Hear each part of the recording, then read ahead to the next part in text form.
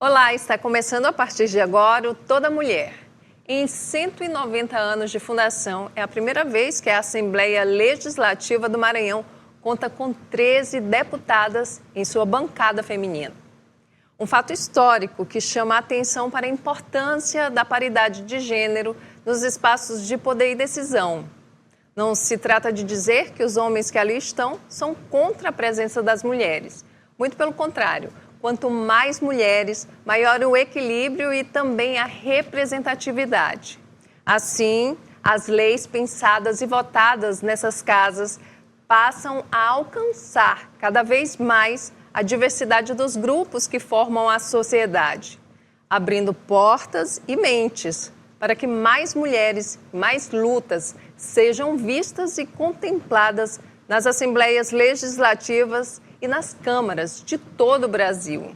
O Toda Mulher está no ar.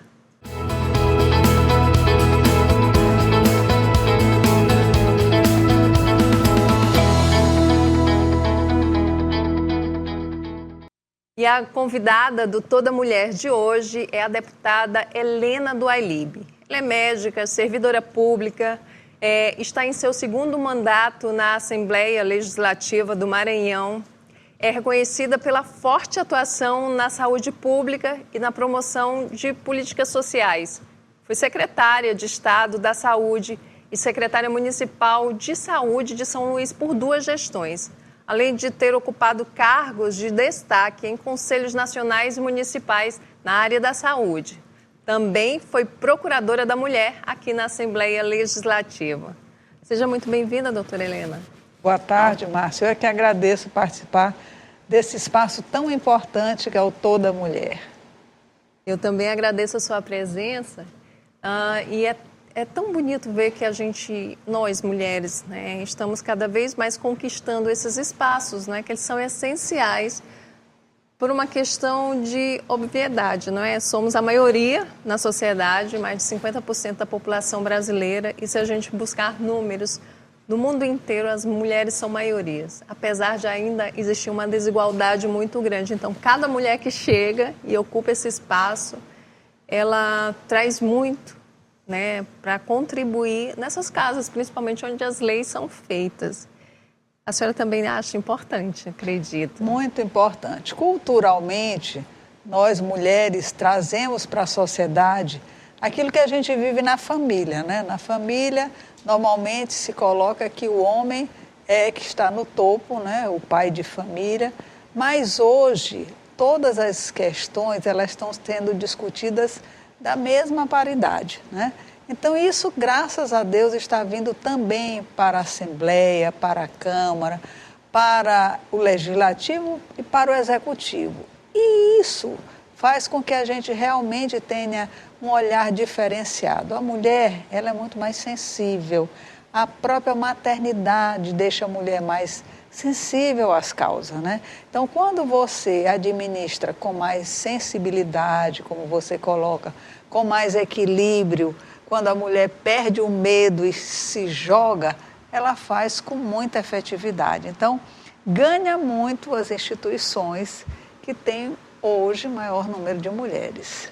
E, de fato, a gente vê realmente uma mudança no olhar, não é, institucional, pelo menos, na busca por dar oportunidade para que essas mulheres alcancem esses espaços, cheguem nesses espaços. Inclusive, agora saiu uma notícia que é muito positiva, que, com relação ao aquele concurso nacional unificado, em que se observou, e é uma mulher que está à frente, né, desse ministério, que diante do resultado passado do concurso de 2024, observou-se o seguinte: as mulheres neste concurso eram a maioria de inscritas, mas no resultado final elas não chegaram a 8%, né?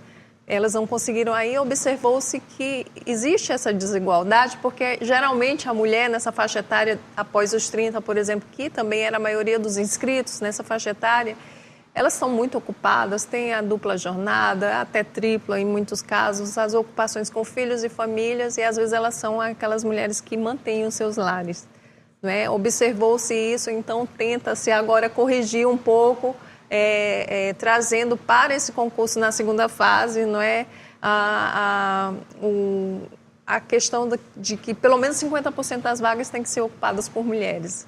É uma correção, não seria uma cota, mas uma correção. Isso significa uma mudança lenta, não é? Uma outra coisa que tem mudado muito, que eu estava também analisando, é a questão da maternidade. Antigamente, a gravidez na adolescência, as mulheres elas tinham os filhos muito mais cedo. Sim. E, logicamente, a sua prioridade nesse primeiro momento, nesse primeiro ciclo, né, é cuidar dos filhos, que sempre essa atenção fica muito maior com a mãe. E com isso, quando a mulher desperta para o trabalho, ela já praticamente já estava na menopausa e aí ela se acomodava. Agora não, existe uma pesquisa recente que as mulheres elas estão se tornando mães muito acima de 35 anos, né? Uma mudança de então, comportamento. Então, o que acontece? Elas hoje estão buscando mais o profissionalismo e aí garantindo vagas, né? Em todos os concursos. Hoje você vê, eu que sou médica, antigamente nas turmas de medicina, vocês via 10, 20% de mulheres. Hoje é a paridade, 50%, 50%. E o que é melhor, em todas as posições a mulher se destacando, né? A exemplo da nossa presidente da Assembleia, né? Que é uma mulher que faz um grande trabalho. E a gente conseguiu equacionar essa questão da tripla jornada, né? Porque isso acomodava muito a gente com essa questão da maternidade e também a questão das obrigações de casa. E agora a gente conseguiu esse equilíbrio muito maior e, graças a Deus, com as mulheres em espaço de poder. E como você disse, ninguém é contra os homens também são fundamentais. O que a gente precisa é entender que tanto o homem quanto a mulher podem ocupar todo o espaço de poder. E a senhora citou a presidente Iracema Vale, com a chegada dela na casa, mudou muita coisa, não é? Que a maioria nem percebia que era necessário mudar, não é? Porque a mulher ela traz realmente esse olhar, inclusive as pautas que elas defendem, a maioria dessas pautas tem a ver muito com a realidade dessas mulheres, da mulher da comunidade com quem ela conversa. A senhora é uma pessoa que é muito ligada às comunidades, não é? Então, você vivencia aquela experiência lá com as pessoas, é claro que você vai trazer isso para dentro do seu trabalho, do seu comportamento e das suas bandeiras. A senhora verifica muito isso? A senhora traz mesmo isso para a sua realidade aqui? Muito. E nas comunidades também, o que a gente tem destacado muito com as mulheres? O empreendedorismo, né? Porque antigamente a mulher ela era a dona de casa, ou ela sabia realmente fazer os afazeres, fazer o seu bolo, fazer a sua comida, ajeitar o seu cabelo, mas sem ter a oportunidade de ter o empreendedorismo, né? E agora não, ela está buscando em pequenos detalhes, aquelas que não conseguem ir para a rua, para um serviço público, mas até dentro de casa o empreendedorismo está realmente muito forte na mulher, né? E isso é que a gente observa justamente com uma pessoa como a deputada Iracema, uma pessoa como eu que trabalho muito com o terceiro setor, né? Onde nós entendemos que esse profissionalismo leva realmente a esse protagonismo que a mulher está conseguindo. Sem falar também na atuação, a senhora foi procuradora da mulher, não é? A importância de ter uma mulher ocupando esse espaço, porque dá visibilidade a algo que é muito sério, não é? A gente vive num país onde ser mulher ainda é muito perigoso, apesar das leis, e a gente tem leis que são super avançadas. A Maria da Penha é uma lei pronta praticamente, que eu acho que nenhum país no mundo além do Brasil tem uma lei tão preparada para proteger as mulheres, mas, no entanto, em contrapartida, a gente vê que essa violência ela tem crescido. E esse é o papel da parlamentar, da mulher que está lá, que vivencia isso em algum momento da sua vida e traz para cá para transformar em leis. A gente tem a Procuradoria da Mulher, a gente tem iniciativas de mulheres que, inclusive, incentivam que outras mulheres participem da política. Aí vem outro ponto. A política ainda é um espaço onde a maioria é um homem, tem um homem. Apesar das leis, ainda está demorando um pouquinho a alcançar mais essa paridade, não é, deputada? É verdade. Nós precisamos falar para as mulheres que elas não precisam ter medo. Eu acho que é o medo de, será que eu vou conseguir ocupar um espaço desse? Será que eu vou conseguir, no caso de denunciar o marido que está me batendo, porque eu realmente vou chegar lá na delegacia, depois volto para casa. Então, na verdade, o medo é que ainda deixa a mulher numa situação mais difícil. Mas o que a gente está aqui é justamente para mostrar isso. A mulher não precisa ter medo.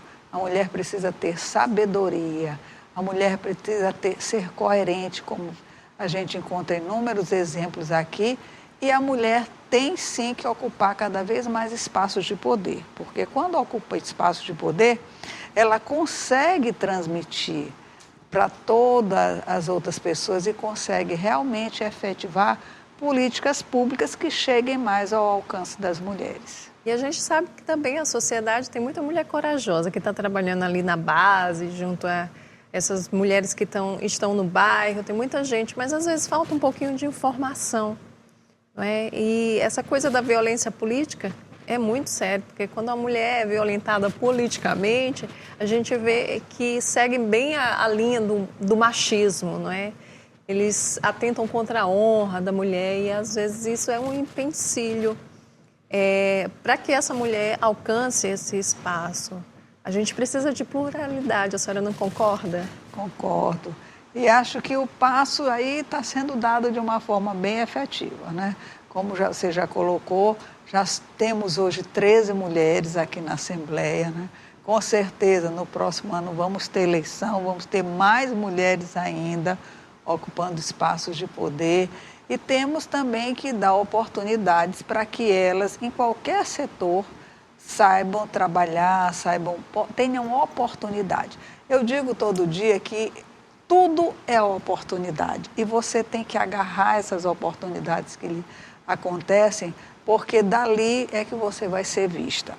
Eu brincava muito quando eu comecei a trabalhar, que aí as pessoas diziam, mas você vai para uma comunidade tão longe, tão pequena. E foi onde eu mais me identifiquei, foi quando eu estava justamente nos lugares mais distantes, nos lugares mais invisíveis, porque ali eu fui formando a minha personalidade, ali eu fui encontrando verdadeiros valores, né? Então eu acho que aonde você estiver, você pode ter um protagonismo. A senhora fala de medo, mas, na sua opinião, falta, além de combater esse medo, a informação. A informação, com a certeza. formação política das pessoas. Eu acho que falta um pouquinho isso também. É verdade, a gente precisa cada vez mais capacitar pessoas, porque não adianta também você não ensinar as pessoas, não fazer grupos para que realmente as pessoas se sintam amparadas, né? Você aí não tem como não ter medo se você não tiver essa história toda. Aí é que eu volto a dizer, a oportunidade, ela precisa ser feita. É isso. Agora a gente vai para um rápido intervalo e na volta a gente volta a falar sobre essas oportunidades, saber um pouquinho mais do seu mandato, que a população pode esperar e um pouquinho da sua história também, deputada, uma pessoa que é ligada, né, à Igreja Católica, tem muito projeto vindo por aí na certa, não é? A gente vai para um rápido intervalo e já a gente volta com a conversa com a deputada estadual Helena do Ailib. Não saia daí.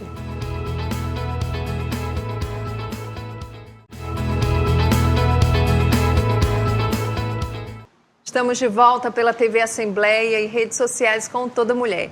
Hoje a conversa é com a deputada estadual, doutora Helena do Ailib. Antes de voltar para a Assembleia, para essa casa que é sua, é do povo, a senhora estava no governo do Estado, na Secretaria de Políticas para as Comunidades, e a senhora estava falando tão bonito das comunidades, nesse encontro com as pessoas que estão lá na base. O que a senhora falou da sua experiência, o que trouxe de experiência, ali deu para conhecer essas mulheres que são fortes, que têm um potencial para, de repente, ocupar um espaço como esse lá no futuro, meninas jovens. O que foi que a senhora observou quando esteve lá? Olha bem, a minha formação é medicina geral e comunitária. Então, sempre gostei de trabalhar com comunidade, mesmo até nos locais que eu estava ocupando outros cargos, como vereadora, como também quando fui secretária de saúde, mas eu sempre mantive esse relacionamento com as comunidades. E aí, há 2 anos atrás, estava na Escola de Saúde Pública, quando o governador resolveu criar a Secretaria de Política para as Comunidades. Essa secretaria, ela trabalha com as 249 instituições que estão no Nota Solidária, que é aquela notinha quando você vai no supermercado, vai fazer uma compra, vai no restaurante, você é abordado por alguém que diz assim, posso ficar com a sua nota?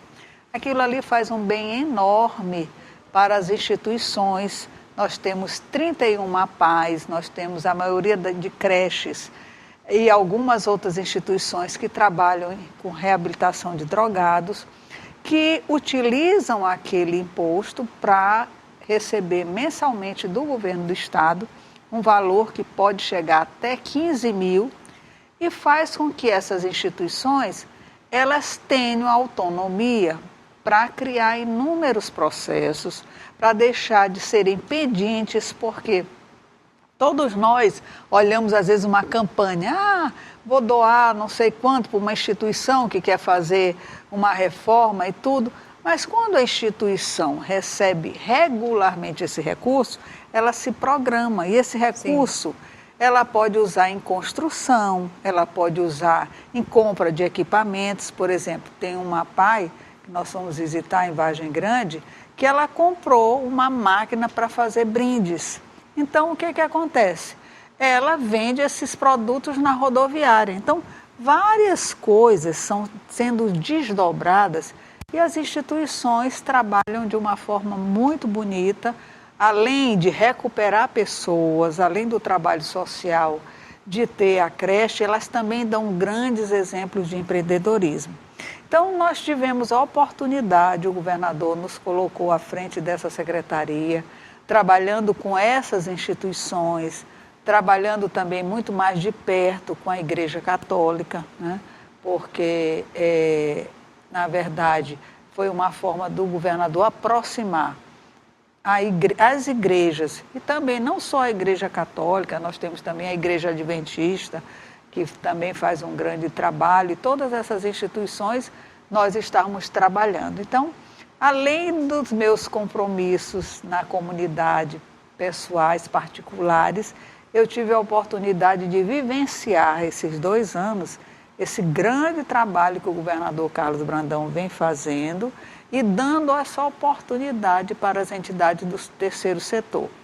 E nós estamos, então, cada vez mais tendo contato com as pessoas, aprendendo com as pessoas, trocando experiências com as pessoas e fazendo capacitações. Muitas das vezes as pessoas querem de nós uma oportunidade, como eu coloquei. Isso tem sido dado através desse programa Nota Solidária. Agora é uma experiência bem diferente, quem está no legislativo, quem está no executivo, que é onde as coisas acontecem. Mas aí, de certa forma, precisa da ação do legislativo. E aí a senhora traz essa experiência para cá, para casa, e assim, como é que a senhora pretende, né, dar continuidade a esse trabalho aqui na Assembleia? Pois é, com certeza, nossa experiência lá, né, foi muito importante para que a gente construa cada vez mais políticas públicas que sejam boas para essas pessoas. No meu primeiro mandato, quando eu falei aqui da maternidade, eu fiz uma lei que era justamente para trabalhar a conscientização nas escolas para que a gente evitasse a gravidez na adolescência. É um problema sério. A minha grande preocupação é exatamente essa, é você ver uma jovem que às vezes ainda não tem nem o seu corpo totalmente formado, 13, 14 anos, né? E às vezes já sendo mãe. Quando a gente coloca que ela perde uma oportunidade, né? É lógico que não tem nada mais sublime do que a maternidade, mas ela precisa que a mulher esteja com seu corpo completo, é preciso que ela tenha uma estabilidade para que aquilo ali seja realmente naturalmente uma maternidade sadia, né? Uma escolha então, também consciente, não é? É verdade. Então eu quero continuar agora com políticas públicas que ajudem, né, nessa prevenção, porque eu acho que o grande trabalho nosso tem que ser trabalhar na prevenção, trabalhar antes. Nessas instituições, a gente vê muito trabalho com drogados, né? Com pessoas que experimentaram o vício do álcool, que não é fácil, o vício das drogas, né, em geral, e que aí para se reabilitarem fica muito mais caro. Então eu quero trabalhar muito mais com as escolas, trabalhar muito mais na prevenção, assim como coordenei a primeira campanha estadual de combate ao fumo, em 1986, eu é que estava à frente da divisão de doenças degenerativas, naquela época na Secretaria de Saúde do Estado. E nós fizemos a primeira corrida rústica, mostrando que o atleta, ele não fuma. Isso em 86, 86. E você vê que hoje isso mudou a história. Porque a pessoa hoje vive fazendo, praticando esporte, sabe de que realmente não deve, para poder ser um bom atleta, né, usar nenhum tipo de droga. Então, trabalhando, mas a gente foi trabalhar buscando exatamente aquilo que é uma oportunidade, que é a atividade física. E não colocando o retrato da caveira, porque antigamente as campanhas contra o fumo se botava uma caveira para dizer que aquele cigarro ia fazer mal. E aí meio que chama a atenção, né? Faz o efeito contrário. Né? E nós temos agora uma grande responsabilidade com esse novo cigarro que mata muito mais, que é muito mais prejudicial e que está se alastrando, né? Então eu quero trabalhar com políticas públicas que realmente trabalhem muito mais a prevenção. E políticas públicas são revolucionárias, porque a senhora traz pontos muito sensíveis. A exemplo da gravidez na adolescência. Ainda existe um tabu de falar, de educar sexualmente as pessoas nas escolas, nas famílias. Quanto menos acesso à informação, mais o preconceito com relação ao corpo. Eles tendem a misturar a informação sobre o sexo com outras questões, não é? E aí meio que o adolescente está entrando naquela fase da puberdade, da busca por conhecer o próprio corpo e acaba não sabendo, não é, se proteger de certa forma, não só a questão da gravidez, mas também contra doenças sexualmente transmissíveis. Eu me lembro de uma época aqui em São Luís, não sei como é que está esse caso, mas houve uma época em que o HIV, né, a AIDS, ela estava sendo muito disseminada, principalmente entre jovens, adolescentes aqui da capital. Então é muito sério. É muito importante ter esse olhar, essa visão para políticas públicas de saúde voltadas à prevenção.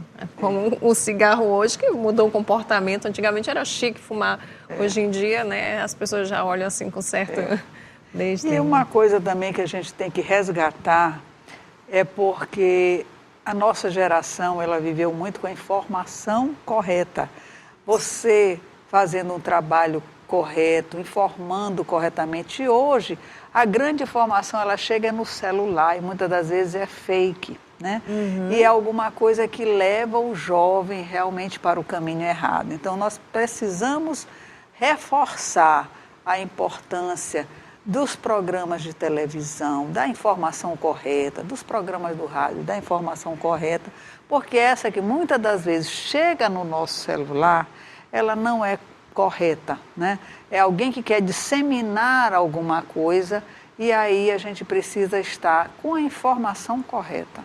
E é um ponto também muito preocupante, porque as redes sociais, elas têm trazido muitos prejuízos, principalmente no que diz respeito à saúde mental desses jovens, não é? Verdade.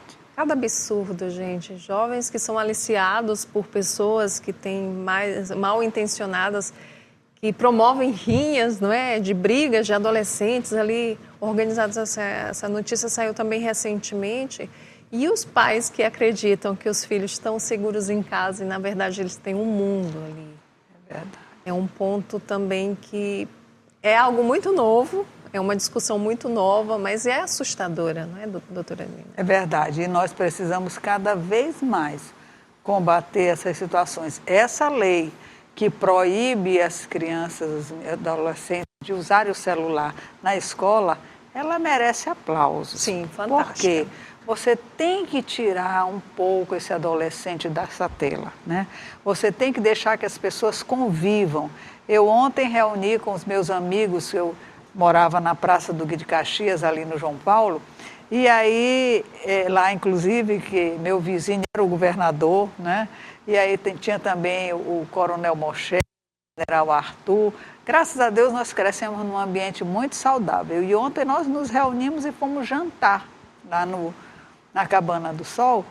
E a nossa adolescência, a nossa vida era muito diferente. A gente andava de bicicleta, a gente conversava, a gente brincava, né? Então, é uma infância totalmente diferente de hoje você nem conversar. Até na mesa as pessoas sentam com o celular, né? Então, é preciso que a gente realmente busque a conversa em família, a conversa com os vizinhos, a conversa entre os amigos do colégio, dividir brincadeiras, agora que as crianças estão nas férias, o período escolar, que as pessoas deixem um pouco a tela ela é importante, a comunicação ela é muito importante, mas ela não pode ser tudo. Hoje em dia ela é o primeiro alcance, né? A gente estudava, a gente tinha tempo para ler, a gente tinha tempo para brincar das coisas mais simples do mundo, mas que eram atrativas, jogar bola.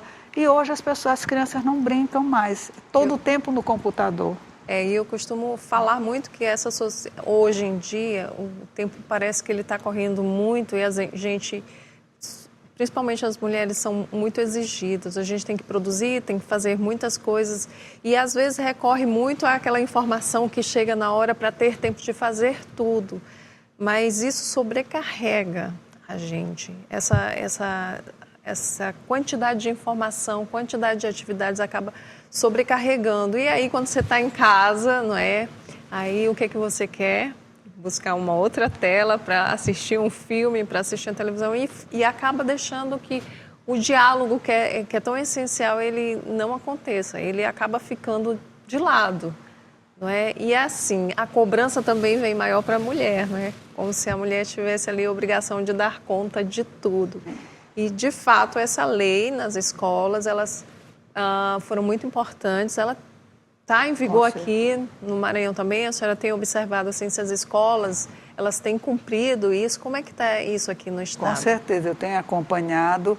E isso realmente, é como eu disse, faz a diferença.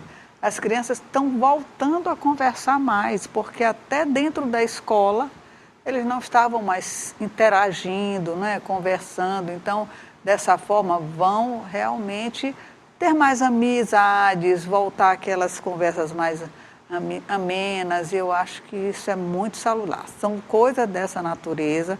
Tudo tem que ter disciplina, tudo tem que ter tempo, tudo tem que ter horário.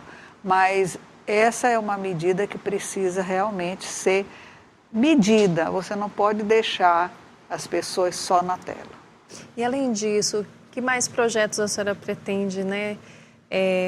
Um ano e meio, mais ou menos, né, de mandato que a senhora tem à frente, mas alguma coisa mais além da questão voltada para a saúde, das suas iniciativas nessa área?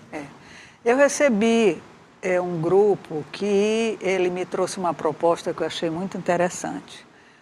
As crianças que têm diabetes, né, e até aos 12, essa médica trouxe para mim um estudo que seria importante que a gente tivesse um sensor para a gente medir essa glicemia, pelo menos nas crianças até 12 anos, porque vai evitar muito, elas são dependentes de insulina. Sim. E vai evitar muito essa quantidade de furadas, né, que a criança precisa. Então, eu estou estudando, esse é um projeto que eu acho que vai ser muito importante para a gente melhorar a qualidade de vida dessas crianças, né, dessas pessoas. E estou recebendo muitas sugestões, muitas na área da saúde, analisando para que a gente realmente faça alguma coisa diferente, alguma coisa que realmente cause impacto e um estudo e que depois isso sirva para que o próprio serviço público implante e isso seja permanente. Então, essa é a nossa vontade. E é importante essa participação da sociedade civil, né, em parceria com a legisladora, como parlamentar, pode trazer propostas aqui para casa, né, para o deputado, para a deputada, para dar uma analisada, porque às vezes essa contribuição, não é, também traz a informação daquele grupo, daquela base que precisa muito desse apoio. E qual que é o seu recado? Então, eu queria que a senhora deixasse o seu recado para essas pessoas que estão ali na comunidade, que fazem parte da comunidade da Igreja Católica, das comunidades que a senhora conheceu na sua experiência como secretária de Estado. Qual que é o seu recado para essa mulher? Olha, que ela esteja realmente participando sempre de uma comunidade. A mulher ela não pode ficar em casa, a mulher não pode ficar retraída, a mulher ela tem que estar em comunidade. Em qualquer local que você esteja, ou numa igreja, né? Eu falo muito das igrejas porque as igrejas hoje fazem um papel fundamental.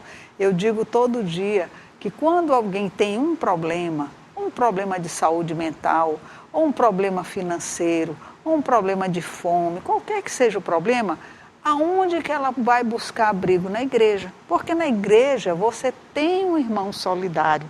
Você sabe que aquela pessoa que vai te ouvir, ela vai te dar um ombro amigo, ela vai te dar uma solução, ela vai se interessar por você. Muitas das vezes, às vezes num serviço, você está competindo com outro, porque isso é natural, às vezes você não tem coragem de se abrir, né, para um colega, mas na igreja não. Na igreja a gente se sente como irmão, em qualquer denominação. Então, que você participe de uma comunidade, que você não guarde os seus problemas para você, porque você vai ter sempre alguém que pode te dar uma mão amiga, que pode te ajudar. E nós colocamos o nosso gabinete aqui abertos. Eu toda terça e quinta à tarde sempre procuro atender as pessoas que nos procuram, porque você escutar as pessoas, tanto você vai acertar mais, errar menos, como também você vai trazer para a Assembleia coisas que realmente a população precisa. A realidade da comunidade é muito importante, a sabedoria da comunidade é muito importante. Então vamos tornar esse ambiente sempre de escuta mais saudável. Ok, muito obrigada pela sua presença no Toda Mulher. É um prazer tê-la de volta nesta casa, não é? Que é uma casa que tem quase 200 anos e poucas mulheres, infelizmente, já ocuparam, né, nesse intervalo esses espaços. Então, a sua presença aqui, ela tem um poder de representatividade muito forte. E eu espero que seja também uma oportunidade de fato para que outras mulheres, né, se inspirem, né, na presença de vocês, mulheres aqui, para que o parlamento seja, de fato, um lugar de igualdade. Eu agradeço a Deus, né, por ter me trazido de volta para cá. Agradeço muito esse convite, né, por participar de um programa tão importante que traz para a mulher aquela segurança, aquela sensibilidade, e a sua acessibilidade faz também toda a diferença. Muito obrigada, doutora Helena. E o Toda Mulher de hoje fica por aqui. Acompanhe as reprises em nossa programação e também no YouTube da TV Assembleia do Maranhão. Até o nosso próximo encontro.